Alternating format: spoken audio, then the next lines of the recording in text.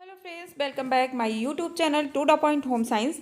Friends, अभी हम लोग जो देखने जा रहे हैं बहुत ही इम्पॉर्टेंट जो है आप लोगों का है यूपी बोर्ड होम साइंस का, यानी क्लास 10th का। तो अभी मार्च में उन बच्चों का पेपर है, तो उनके लिए बहुत ही इम्पॉर्टेंट और बहुत ही ज़रूरी वीडियो है। तो वीडियो को बिना स्किप किए आप लोग पूरा देखिएगा, क्योंकि ये वेरी इंपॉर्टेंट क्वेश्चन है जो कि आपके एग्जाम सन 2000 एग्ज़ाम जो चल रहा है उसके लिए बहुत इंपॉर्टेंट है। तो बस जल्दी जल्दी से अपने क्वेश्चनों को देखिए, मैं पूरे आंसर के साथ आप लोगों को बताने की कोशिश करूंगी। बस जल्दी जल्दी से आप लोगों को देखना है, बिना वीडियो को स्किप किए सभी प्रश्नों को याद करना है। ओके। और पेपर में आपके क्वेश्चन आया कि नहीं आया, पेपर देने के बाद आप लोग एक कमेंट आकर जरूर करिएगा कि इसमें से कितने क्वेश्चन आप लोगों के फंसे हैं। ओके। तो चलिए शुरू करते हैं हम लोग अपने आज की वीडियो को। तो आज का हमारा जो ओके आज का जो सबसे वेरी इंपॉर्टेंट क्वेश्चन है वो हमने अति लघु उत्तरीय का लिया है। अति लघु उत्तरीय के प्रश्न को हमने यहाँ पे रखा है, जो कि आपके पेपर ऑफ व्यू के लिए बहुत ही ज़्यादा इंपॉर्टेंट होने वाला है। तो चलिए हम लोग देखते हैं कि सबसे पहला क्वेश्चन हमारा क्या होगा। तो सबसे पहला क्वेश्चन जो हमारा होने वाला है, पारिवारिक बजट से आप क्या समझते हैं। बिल्कुल, ये क्वेश्चन जो है ये एक बार नहीं बहुतों बार पूछा गया है। 2006 से लेकर अब तक जितने भी एग्जाम हुए हैं सब में ये क्वेश्चन आए ही आए हैं। बस एक आध साल आपका जो है गैप हुआ होगा। ओके। तो पारिवारिक बजट से आप क्या समझते हैं, तो आप लोग आंसर में लिख सकते हैं कि पारिवारिक बजट किसी निश्चित अवधि में परिवार में होने वाले आय व्यय को दर्शाने वाला एक प्रपत्र होता है। बस इतना सा आपको लिखना है, यही आपका आंसर है। फिर से सुन लीजिए कि पारिवारिक बजट किसी निश्चित अवधि में परिवार के होने वाले आय व्यय को दर्शाने वाला प्रपत्र है। ओके। आई होप आंसर आप लोग को समझ में आ गया होगा। फर्स्ट का आंसर हमने आपको बता दिया। अब हम लोग सेकंड क्वेश्चन को देखेंगे। सेकंड क्वेश्चन में आपसे सीधा सिंपल बात पूछा गया है, बजट बनाना क्यों आवश्यक है। बिल्कुल, अभी आप लोगों ने क्या देखा कि पारिवारिक बजट को जो भी परिवार में एक अवधि में जो परिवार आय व्यय कर रहा है उसको जो दर्शा रहा है वो हमारा बजट होता है। ठीक है। अब हमें बजट क्यों बनाना है, ठीक है, बजट बनाना क्यों आवश्यक है, ये भी आपका पेपर 2006 में, फिर 8 में, फिर 11 में, फिर 14 में, उसके बाद फिर ये 16 में, इसी तरीके से ये हर बार क्वेश्चन पूछा गया है कि बजट बनाना क्यों आवश्यक है।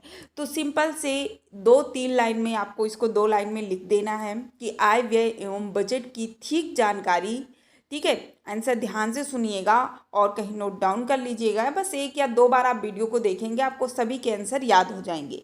आय व्यय, ठीक है, आय व्यय एवं बजट की ठीक जानकारी देने के लिए तथा गृह अर्थव्यवस्था को सुचारू बनाने के लिए बजट बनाना आवश्यक माना जाता है। बस सिंपल से लिख देना है। क्या लिखना है आपको, देखिए यहाँ पे लिखते नहीं बन रहा है इसलिए मैं नहीं लिख रही हूँ। आपका जो आय है, ओके, प्लस आपका जो व्यय है, उसे क्या करना है, आय और बजट, और साथ ही इसी में इक्वल आपकी बचत। ठीक है। बचत को क्या करना है, ठीक से जानकारी, या जो आपका घर है उस घर की अर्थव्यवस्था को सुचारू बनाने के लिए बजट बनाना आवश्यक होता है। ये आपके सेकंड का आंसर होगा। ओके। आई होप आप लोग समझ गए होंगे। अब हम लोग तीसरे का देखेंगे कि बचत के मुख्य उद्देश्य क्या हैं। क्या बताना है आपको, बचत के मुख्य उद्देश्य क्या है। ओके।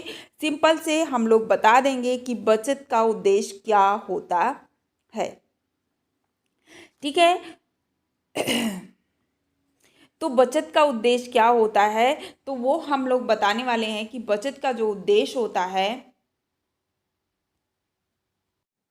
ओके, तो बचत के मुख्य उद्देश्य जो है वो आपके हैं कि बचत का सबसे पहले तो वृद्धावस्था में असुरक्षा, जो आपका आर्थिक सुरक्षा होता है उसको बनाए रखना। क्या, तो सबसे पहले बचत का उद्देश्य में सबसे पहले हम लोग क्या देखने वाले हैं कि वृद्धावस्था में, ओके, वृद्धावस्था में आर्थिक सुरक्षा, आर्थिक सुरक्षा।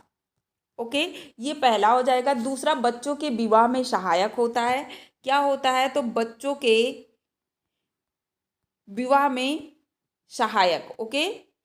और तीसरा हम लोग लिख देंगे जो आकस्मिक कोई दुर्घटना हो रही है, कोई संकट आ रहा है तो उसका सामना करने के लिए। और फोर्थ हम लोग लिख देंगे सामाजिक प्रतिष्ठा में वृद्धि लेने के लिए, यानी कि समाज के समान अपने आप को भी बनाने के लिए। ऐसा नहीं कि अगर हम बचत नहीं करेंगे तो अपने घर को मेंटेन नहीं कर पाएंगे, या समाज में जो लोगों की स्थिति है उसके बराबर हम लोग नहीं कर पाएंगे, कहीं ना कहीं हम लोग लो होते चले जाएंगे। तो इसलिए भी बचत करना एक मुख्य उद्देश्य माना जाता है। ओके, हमने आपको 4 पॉइंट बताया है कि बचत करने के मुख्य उद्देश्य क्या है। तो वृद्धावस्था में आर्थिक सुरक्षा बनाए रखना, बच्चों की विवाह में सहायक होता है, आकस्मिक कोई संकट आ रहा है, कोई दुर्घटना हो रहा है तो उसका सामना करने के लिए, और देन मैंने आपको बताया है कि सामाजिक प्रतिष्ठा में वृद्धि। ओके, आई होप आप लोगों को याद हो गया होगा।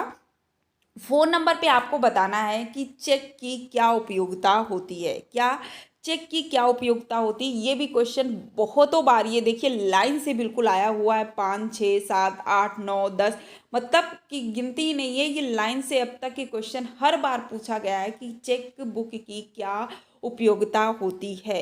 तो इसको आप लोग वेरी इंपॉर्टेंट में ऐड कर सकते हैं कि चेक की क्या उपयोगिता होती है। आंसर सुनिएगा, प्लीज़ ध्यान से सुनिएगा कि बैंक चेक की क्या उपयोगिता होती है। चेक बुक के माध्यम से धन का लेन देन सरल एवं सुरक्षित हो जाता है। ओके, क्या हो जाता है कि जो हम धन ले रहे हैं या दे रहे हैं किसी को, तो वो एक सुरक्षित हो जाता है। उसमें कहीं भी ऐसा नहीं होता है कि एक नोट किसी को कम दे दिया गया, या वो कैश में नहीं होता, चोरी होने की संभावना, ये सब चीज़ों से बचा जा सकता है। और एक नगर से दूसरे नगर तक धन को भेजने में भी संभव हो जाता है। ठीक है, तो चेक बुक की क्या उपयोगिता होती है। जो एक चेक बुक के माध्यम से हम धन की जो लेन देन कर रहे हैं वो सरल और सुरक्षित हो जाती है। और दूसरा, हमें कहीं धन पहुंचाना है तो सिर्फ अगर हम कैश में कई करोड़ रुपए हमें देना है तो हम कैश लेके तो ऐसे चल नहीं पाएंगे, लेकिन अगर एक चेक है तो उसके हम आसानी से एक नगर से दूसरे नगर तक ट्रेवल कर कर पहुँचा सकते हैं। तो ये चेक बुक की उपयोगिता होती है। आई होप आप लोग को आंसर समझ में आ गया होगा। 5 नंबर हम लोग देखने वाले हैं। 5 नंबर जो हमारा क्वेश्चन है वो है आपका कि घर में पर्दे लगाना क्यों आवश्यक होता है। ठीक, घर में पर्दे क्यों लगाए जाते हैं, तो आप लोगों को घर में पर्दों का उपयोग क्यों किया जाता है। ओके,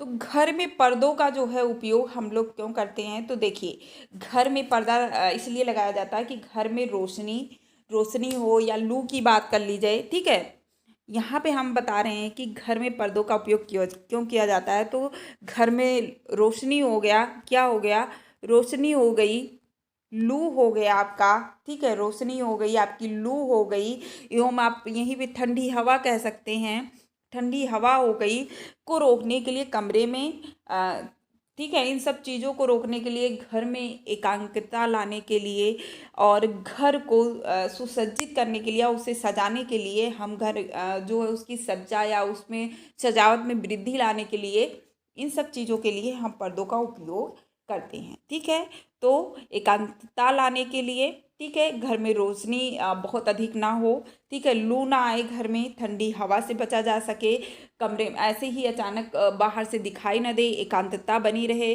और घर को सजाने के लिए भी या उसकी सुंदरता में वृद्धि लाने के लिए भी हम लोग पर्दों का उपयोग करते हैं। तो आई होप आप लोग समझ गए होंगे कि पर्दों का उपयोग क्या होता है। अब जल में कितने प्रकार की अशुद्धियां पाई जाती हैं, ये भी क्वेश्चन आप लोग वेरी इंपॉर्टेंट में लिख के रखिएगा, क्योंकि बहुतों बार पूछा गया है। इसका कोई भी गिनती नहीं है कि ये कितनी बार आया है। ठीक है, ये कितनी बार आया है आपसे पूछा नहीं गया। इसके सिर्फ 3 पॉइंट आपको लिखना है कि जल की अशुद्धियाँ कितनी होती हैं, तो 3 होती हैं। कितनी होती हैं, 3 प्रकार की होती हैं।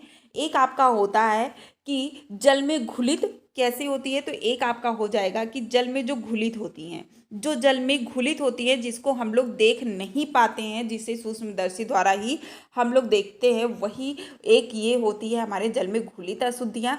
दूसरा होती है जल में अघुलित अशुद्धियाँ। ठीक है, दूसरा क्या होगा आपका, ये पहला हो गया। दूसरा हो गया जल में अघुलित अशुद्धियाँ, जिसे हम लोग देख पाते हैं और तीसरा जो होता है वो होता है आपका तैरने वाली अशुद्धियाँ।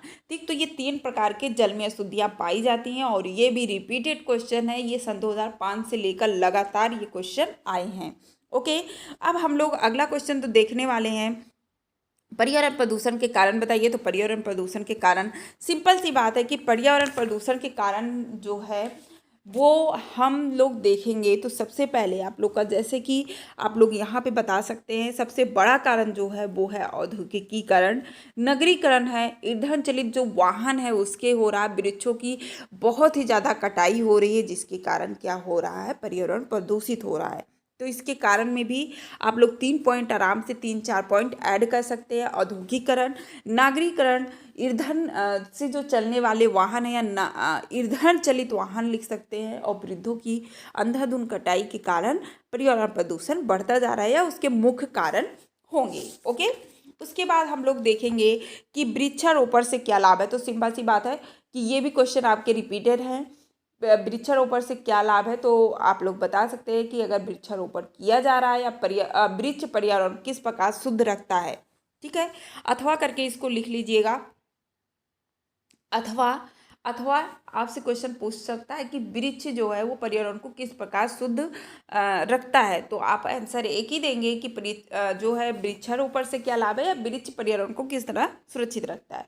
तो आप बताएंगे वृक्षारोपण से वायु प्रदूषण में नियंत्रण होता है, पर्यावरण को शुद्ध रखने में और वर्षा होने तथा ऑक्सीजन का संतुलन बनाए रखने में पर्यावरण पेड़ पौधे जो होते हैं वो सहायक होते हैं। ओके, नेक्स्ट क्वेश्चन और last question, very important question जो आपका है, ध्वनि प्रदूषण क्या है। तो जब पर्यावरण में ध्वनि जो होती है या आप लोग शोर कह सकते हैं, बहुत ज़्यादा व्याप्त हो जाता है तो उसे ही ध्वनि प्रदूषण कहा जाता है। ओके, आई होप आप लोगों को सारे आंसर भी मिल गए होंगे और क्वेश्चन भी समझ में आ गया होगा। अगर आप लोगों को वीडियो पसंद आई हो तो प्लीज़ लाइक करिएगा, चैनल पर नए हो तो सब्सक्राइब कर लीजिएगा और वीडियो अपने क्लासमेट के साथ ज़रूर शेयर करिएगा। ओके, अगर आप लोगों को और भी क्वेश्चन इंपॉर्टेंट चाहिए तो कमेंट कर सकते हैं। आज कल 2 दिन में जो भी चीज़ें आपको चाहिए हम आपको प्रोवाइड करा देंगे। ओके, तो नेक्स्ट वीडियो में फिर मिलते हैं, तब तक के लिए बाय बाय, जय हिंद।